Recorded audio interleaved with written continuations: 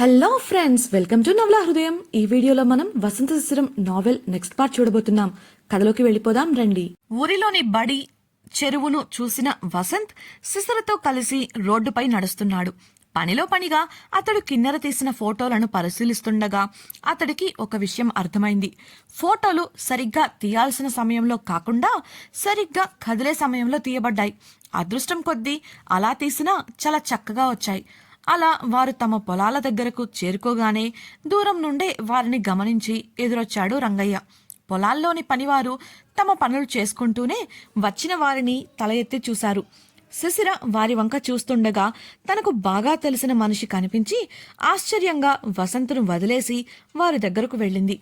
ఆనందంగా, గాయత్రి, ఎన్నాళ్లయింది నిన్ను చూసి, ఎలా ఉన్నావు అని ప్రశ్నించగా, నాకేం, బాగానే ఉన్నాను శిశిర, నువ్వెలా ఉన్నావు ఇంతకీ అంటూ కబుర్లు ప్రారంభించారు స్నేహితులు. శిశిర ఎవరితోనో కబుర్లలో పడటం దూరం నుండి గమనించిన వసంత్ రంగయ్యతో మాట్లాడుతూ ఆమె కోసం ఎదురుచూడసాగాడు. ఆమె చాలా సంతోషంగా కనబడుతుంది. కొంతసేపటికి ఇద్దరు చిన్నపిల్లలు రాగా వారితో మాట్లాడాక ఆమె ముఖంలో సంతోషం నెమ్మదిగా కరిగిపోయింది. చివరిగా బలవంతంగా నవ్వుతూ గాయత్రికి బాయ్ చెప్పి వెనక్కు తిరగబోయేసరికి వసంత్, కిన్నెర ఆమె ఎదురుగా నిలబడి కనిపించారు. ఒక క్షణం తడబడి పదండి వెళ్దాం అనేంతలో అక్కడున్న మనుషులలో ఒక ఆవిడ, చూడముచ్చటగా ఉన్నారయ్యా, త్వరలో ఆ భగవంతుడు కరుణించి పాపో బాబో పుడితే మా యజమాని గారికి అంతకన్నా ఆనందముంటదా, దేవుడు మిమ్మల్ని చల్లగా చూడాలి అనగానే శిశిర ముఖం కోపంతో కందిపోయింది. ఆమె ఎందుకు కోపంగా ఉందో తెలియకపోయినా సరదాగా మాట్లాడుతూ, నిజమే బామ్మగారు, మా దేవత కరుణిస్తే ఒక్కరేమిటి, ఎంతమందినైనా అనేంతలో శిశిర నడుచుకుంటూ అక్కడి నుంచి వెళ్ళిపోయింది. పిల్లలనగానే అమ్మాయి గారికి సిగ్గొచ్చేసింది అని అందరూ నవ్వుతుంటే కిన్నెర మాత్రం మనసులో ఉడికిపోతోంది ఆ మాటలకు. వసంత్ శిశిర వెనకే వెళ్ళి, ఏమైంది శిశిర, ఎవరు అమ్మాయి అని ప్రశ్నించాడు. శిశిర కాస్త శాంతించి, తను నా చిన్నప్పటి ఫ్రెండ్ గాయత్రి, చానాళ్ల తర్వాత కలిస్తేనూ మాట్లాడాను అంది. మరి ఎందుకంత అప్సెట్ అయ్యావు అని వసంత్ ప్రశ్నించగా, ఏం లేదు వాసుగారు, చాలాసేపటి నుండి నడుస్తున్నాం కదా, అందుకే కాస్త నీరసంగా అనిపిస్తుంది అంటూ కవర్ చేసింది ఆమె. అలాగా, అయితే కాసేపు వెళ్ళి అలా కూర్చున్నాం పదా అంటూ ఆమెను ఓ చెట్టు కిందకి తీసుకెళ్లగా కాసని నీళ్లు తాగి ఆలోచనలో మునిగింది శిశిర. గాయత్రితో మాట్లాడుతున్న సమయంలో గాయత్రి ఇలా పొలం పనులు చేయడం ఆశ్చర్యంగా అనిపించి అదే విషయాన్ని అడిగింది. కారణం, గాయత్రి ఇంటర్లో కాలేజ్ ఫస్ట్. ఆమెకు జీవితంలో ఎదగాలని చాలా ఆశలు, ఆశయాలు ఉండేవి. అందుకు గాయత్రి బదులిస్తూ, కలలు అందరం కంటాం శిశిర, కానీ వాటిని నెరవేర్చుకోగలిగేది కొందరే, నాకు ఆ రాత లేదు అని చాలా సాధారణంగా చెప్పింది. ఎందుకలా అంటున్నావు అని శిశిర అనేంతలో ఇద్దరు పిల్లలు అక్కడికి రాగా పెద్దమ్మాయి, అమ్మా, చెల్లెలు నాకు చాక్లెట్ ఇవ్వడం లేదు అంటూ కంప్లైంట్ ఇచ్చింది గాయత్రికి. వారు అమ్మ అనడంతో వారిద్దరూ గాయత్రి పిల్లలని అర్థం చేసుకుంది శిశిర. వారిని పలకరించి గాయత్రితో, ఇద్దరు పిల్లలా, ఎప్పుడు పెళ్లి చేసుకున్నావే, చదువెందుకు ఆపేశావు అడిగిన శిశిరకు, అదా, ఇంటర్ అయిపోయి డిగ్రీ జాయిన్ అవ్వగానే పెళ్ళయిందే, ఇంట్లో వద్దని గొడవ చేశాను, నేను చదువుకోవాలి అన్నాను, కానీ మా అత్తా బావ పెళ్ళయ్యాక నీకు నచ్చినంత చదువుకోవచ్చు, మేమే చదివిస్తాం, అంతా నీ ఇష్టం అన్నారు. సరేలే, నాన్న కూడా అదే మాట అంటున్నారని ఒప్పుకున్నాను. కానీ 2 నెలలకే ఈ పిల్ల కడుపున పడింది. కడుపులో బిడ్డతో ప్రయాణం మంచిది కాదని ఆగిన చదువు, అంతే. ఇంకా ఆ పిల్లల చదువులు జరిగితే చాలు అనుకుని ఆపేశాను అంది నిర్లిప్తంగా. అదేంటి, మరి నీ ఇంటర్ సర్టిఫికెట్తో ఏదైనా ఉద్యోగం చేయకపోయావా, ఇలా పొలంలో కష్టపడాల్సిన అవసరం ఏంటి అని అడిగింది శిశిర. అందుకు ఆమె విరక్తిగా నవ్వి, నేను పని చేయకపోతే పూట గడవదే, అప్పటికి ఉద్యోగం చూసుకుందామని అనుకున్నాను, కానీ మా అత్త నోటికి భయపడాల్సి వచ్చి కాపురం పాడు చేసుకుని పిల్లల్ని అనాథల్ని చేయడం ఇష్టం లేక ఇదిగో ఇలా వాళ్ల కోసం బ్రతుకుతున్నా. 1000 అబద్ధాలాడి అయినా ఒక పెళ్లి చేయాలి అంటారు కదా, మా ఇంట్లో అదే జరిగింది. అసలు పెళ్లి చేసుకోకుండా ఉంటే బావుండేదేమో, చేసుకున్నా చదువుపై మాత్రమే దృష్టి పెట్టి ఉంటే నా జీవితం బావుండేదేమో అని అంతలోనే, అయినా ఎన్ననుకొని ఏం లాభం, గతం మారదు కదా, కనీసం వీళ్లనైనా నాలా కాకుండా వాళ్లకు నచ్చింది చేసేలా చూస్తాను, అదంతా వదిలే, కానీ నీ సంగతేంటి కళ్ళనీళ్లు తుడుచుకొని ఆత్మవిశ్వాసంగా చెప్తూ శిశిర గురించి అడిగింది గాయత్రి. డియర్ ఫ్రెండ్స్, నాదొక చిన్న రిక్వెస్ట్. మీరు చేసే చిన్న లైక్ మరియు కమెంట్ నాకు కొండంత ప్రోత్సాహాన్ని ఇచ్చి మరిన్ని ఇంట్రెస్టింగ్ నావెల్స్ ని అందించేలా సపోర్ట్ ఇస్తుంది. అలాగే ఛానల్ సబ్స్క్రైబ్ చేయడం మరొకండి ప్లీజ్. గాయత్రి పరిస్థితి తెలుసుకున్నాక శిశిర మనసు కలత చెందింది. అంత టాలెంట్ ఉండి కూడా ఒక్క విషయం దగ్గర ఆమె తీసుకున్న తప్పుడు నిర్ణయం ఈ రోజు ఆమె సోమరి భర్త అత్తలతో ఇన్ని కష్టాలు తెచ్చిపెట్టింది. ఆమె జీవితాన్ని ఆమె కంట్రోల్లో లేకుండా చేసింది. ఇలా ఆలోచిస్తున్న శిశిరకు ఒకవేళ నాకు కూడా ఇలాంటి పరిస్థితి వస్తుందా అన్న ఆలోచన మొదలైంది. అదే సమయంలో పిల్లల గురించి టీజింగ్గా వసంత్ అన్న మాటలు ఆమెను మరింత భయపెట్టాయి. నిజమే, పిల్లలు పుడితే నేను నా కలలను నెరవేర్చుకోలేను, అలా జరగకూడదు గట్టిగా అనుకుంది మనసులో. అందుకే కోపంగా పక్కకొచ్చేసింది. శిశిరకు అస్సలు పిల్లలు వద్దు అన్న ఆలోచన లేదు. ఆమెకు పిల్లలు కావాలి, అలాగే తన కలను కూడా నెరవేర్చుకోవాలి. అయితే పిల్లల బాధ్యత మీద పడితే కళ లేక పిల్లల అన్న ప్రశ్న వస్తే పిల్లలకే ప్రాధాన్యత ఇస్తాం, అలా ఏదో ఒకటే అన్న పరిస్థితి తెచ్చుకోకూడదు అనుకుంది. ముందు కళ, ఆ తర్వాతే పిల్లలు, అప్పుడే రెండింటిని చక్కగా హ్యాండిల్ చేసుకోవచ్చు అనేది ఆమె ఉద్దేశం. ఎలాగో ఇప్పటికీ ఆమె వసంత్తో తన బంధాన్ని పరిపూర్ణం చేసుకోవడం పట్ల తన సుముఖతను తెలియచెప్పలేదు కాబట్టి ఇప్పటిలానే కొనసాగిద్దాం అని దృఢంగా నిర్ణయించుకుంది. ఇలా ఆలోచనలో మునిగి తేలుతున్న ఆమె వసంత్ పిలుపుతో ఈ లోకంలోకి వచ్చింది. వెళ్దామా అన్న అతడిని అనుసరించింది.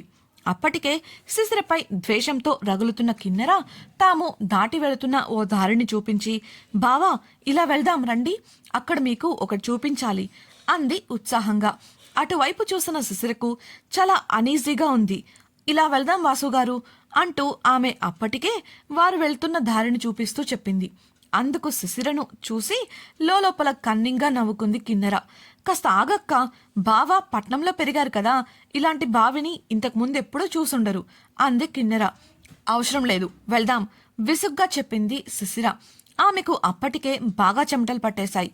కిన్నెర మరోసారి వెళ్దాం అనగా వద్దన్నాగా అంటూ విసుక్కుంది శిశిర. వసంత్ వారిద్దరి మాటలకు అసహనం పెరిగిపోయి తన భార్యగా శిశిరతో, ఓసారి వెళ్ళొస్తే అయిపోతుంది కదా శిశిర, తనేదో చూపించాలంటుంది కదా అన్నాడు సాధారణంగా. శిశిర కోపంగా చూస్తూ, అయితే మీరే వెళ్ళండి, నేను రాను అంటూ చిరాకుగా కదిలి వేగంగా అక్కడి నుంచి వెళ్ళిపోయింది. ఆమె ఎందుకు అంతలా చిరాకు పడుతుందో అర్థం కాలేదు అతడికి. అది చూసి కిన్నెర మనసులో చాలా సంతోషించింది. శిశిర వెళ్ళిపోవడంతో వసంత్తో తనకు కొంత ఏకాంత సమయం దొరికిందని సంబరపడుతూ, రాబావా అక్క అంతలే కాని మీరవేవి పట్టించుకోకండి అంటూ వసంత్ను లాక్కుపోయింది. వారికి కొంత దూరంలో ఉన్న ఒక పెద్ద బావిని చూపిస్తూ, ఇది చూసారా, చాలా పెద్ద బావి, మా పూర్వీకుల నుండి ఉందట అంటూ తన పాటికి తాను చెప్పుకుంటూ పోతోంది కిన్నెర. కాని ఆ బావిని చూసిన వసంత్కు ఆమె మాటలేవి బుర్రకు చేరడం లేదు. ఎందుకంటే పెద్ద బావి అన్న పదం ఆ బావిని చూశాక చాలా చిన్నది అనిపించింది. అంత భారీ స్థాయిలో ఉంది. తొంగి చూసేందుకే సాధారణ మనుషులకు ధైర్యం కూడా రాదు. పురాతనమైనది అని అక్కడి రాతిగోడలను బట్టి తెలుస్తుంది. మధ్యలో మాత్రం ఈ మధ్యకాలంలో కట్టిన చిన్న చిన్న కట్టడాలు, ఫిట్టింగులు కనిపిస్తున్నాయి. ఆ బావిని పరిసరాలను గమనిస్తూ ఉన్నాడు వసంత్. కోపంగా అరిచేసి పక్కకు వెళ్ళిపోయిన శిశిర పరిసరాలను గమనించకుండా మామిడి తోటలో విసవిస నడుస్తోంది. రకరకాల ఆలోచనలు ఆమె మనసును అల్లుకోగా చల్లటి మామిడి తోటలో కూడా ఆమెకు చెమటలు పడుతున్నాయి. అవి తుడుచుకుంటూ ముందుకు సాగుతున్న ఆమెకు ఏదో శబ్దం వినిపించి వెనక్కు తిరిగి చూసింది. కాని అక్కడ ఏమీ కనిపించలేదు. ముందుకు నడక సాగించగా మరోసారి శబ్దం వినిపించి ఆగి వెనక్కు చూసింది. ఈసారి కూడా ఏమీ కనబడలేదు. బహుశా వసంత్ వచ్చి తనను సరదాగా ఆట పట్టించడానికి చూస్తున్నాడు అనుకుని బెట్టుగా ముందుకు నడుస్తోంది. ఈ మధ్య ఆయనకు బాగా ఆటలెక్కువైపోయాయి, మరీ అతిగా చేస్తున్నారు అని అనుకుంటూ విసుక్కుంటూ ముందుకు వెళుతున్న ఆమెకు మళ్ళీ శబ్దాలు వినిపించాయి. కాని ఆమె స్పందించకుండా తన దారిన తాను వెళ్ళిపోతోంది. కొంతసేపటికి ఆ శబ్దం చాలా దగ్గరగా తన వైపే వస్తున్నట్లు అనిపించడంతో పాటు ఏదో ఆపద రాబోతుందన్నట్లు ఆమె సిక్స్త్ సెన్స్ హెచ్చరించడంతో గబుక్కున వెనక్కు తిరిగింది. తన ముందు కనబడిన దృశ్యానికి కళ్ళు పెద్దవి చేసి భయంగా చూస్తూ సెకనులో అక్కడి నుంచి పరుగందుకుంది. లంగావోణిలో పరుగు అంత బాగా కుదరకపోయినా తిప్పలు పడుతూనే వేగంగా పరుగులు తీస్తోంది. నేరుగా వెళ్తే ఇబ్బంది పడాల్సి వస్తుందని ఆ మామిడి తోటలో ఎలా పడితే అలా, ఎక్కడ పడితే అక్కడ మలుపులు తిరుగుతూ ప్రాణాల కోసం పోరాడుతోంది. ఇవేవీ తెలియని వసంత్ ఆ బావిని పరిశీలిస్తూ నిలబడ్డాడు.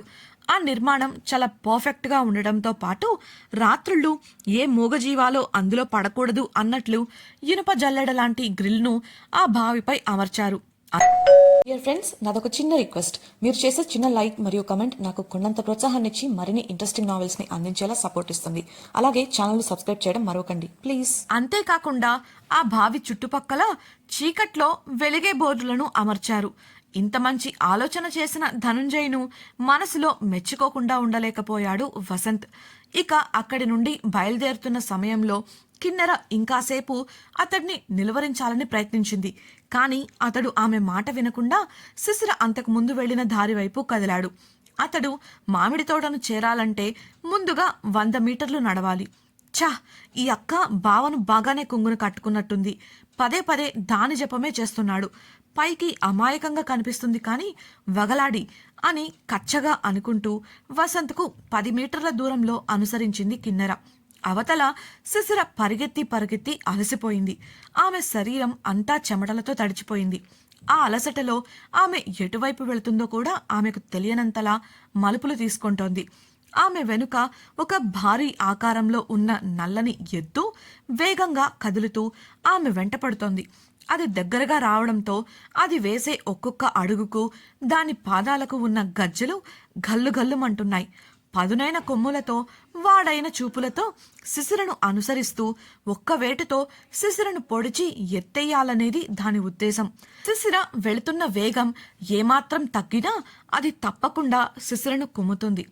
ఆ ఒక్క పోటు చాలు శిశిర జీవితంలో పైకి లేవకుండా దెబ్బతినడానికి. కొన్ని సమయాలలో ఆ దెబ్బ చాలు జీవితం ముగిసిపోవడానికి.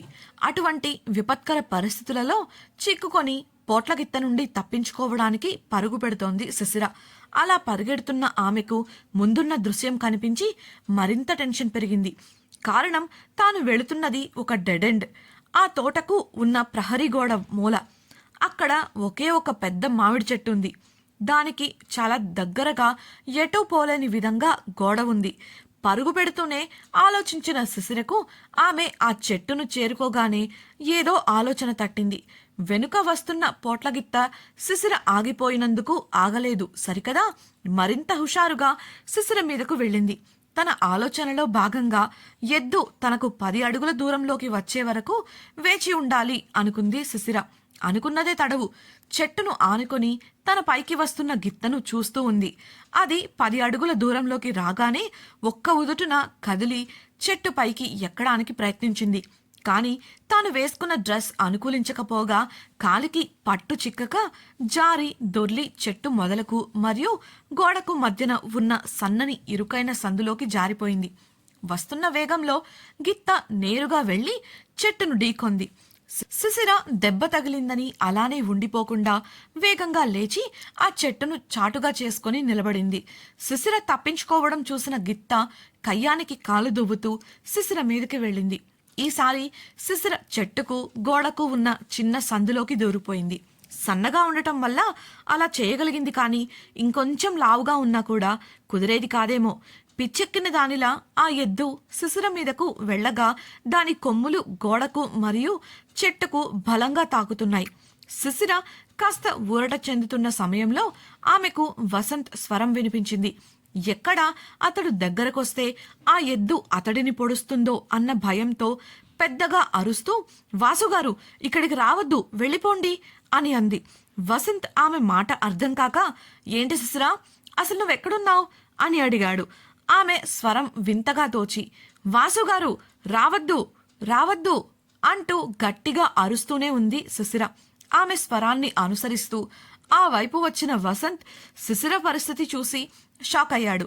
అయ్యో వాసుగారు, మీరెందుకొచ్చారు, వెళ్ళిపోండి అని చెప్తూ కంగారుగా కాస్త ముందుకు వంగిన శిశిర ఓణి ఎద్దు కొమ్ముకు తగలగా ఎద్దు వెనక్కి వెళ్లిన ఊపుకు శిశిర ఆ సందులోంచి బయటకు పడిపోయింది. ఆమె ఓణి ఆమె శరీరం నుండి వేరై ఎద్దు కొమ్ముకు ఇరుక్కోగా శిశిర దొర్లుకుంటూ ఎద్దుకు కాస్త దూరంలో నేలపై ఆగింది. ఇప్పుడు ఆమె ఎద్దు నుండి తప్పించుకోవడానికి ఏ ఒక్క అవకాశం లేకుండా ప్రమాదపు అంచున నిలబడింది. ఆ దృశ్యం చూసిన వసంత్ గుండె జారిపోయింది. ఇంతకీ ప్రమాదం అంచున ఉన్న శిశిర పరిస్థితి ఏంటి? ఇది అనుకోని ప్రమాదమా, లేక దీని వెనుక ఎవరైనా ఉన్నారా? కిన్నెర తన పంతాన్ని నెరవేర్చుకోగలదా? తెలుసుకోవాలనుకుంటున్నారా? అయితే ఛానల్ను సబ్స్క్రైబ్ చేసి వసంత శిశిరం రాబోయే ఎపిసోడ్స్ వినేయండి. మీకు ఈ వీడియో నచ్చినట్లయితే లైక్ చేసి మీ సన్నిహితులతో షేర్ చేయండి. మీ అభిప్రాయాలను మాతో పంచుకోవడం కోసం కామెంట్ సెక్షన్లో తెలియజేయగలరు. ఇట్లో మీ నవలా హృదయం team. Thank you for listening.